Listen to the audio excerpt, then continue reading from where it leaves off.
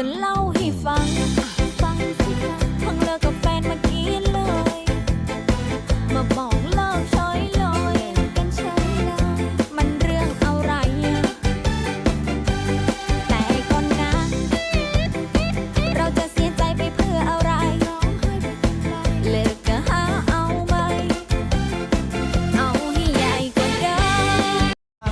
วันเดือนเลื่อนไปเป็นปีใจดวงนี้ก็ยังจดจำยังคิดถึงทุกการกระทำเที่ยวตอกย้ำบอกเคยลบเลือนเรื่องราวเธอคอย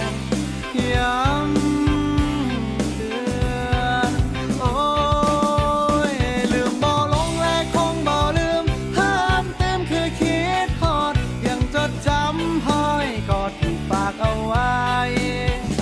ฮอดหน้าหนาวแล้วเด้อปีนี้เธอไปกอดไป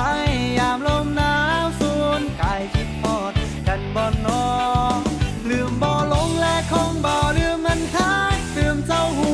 บ่แค่อยากขอให้เจ้าหับหูคิดฮอ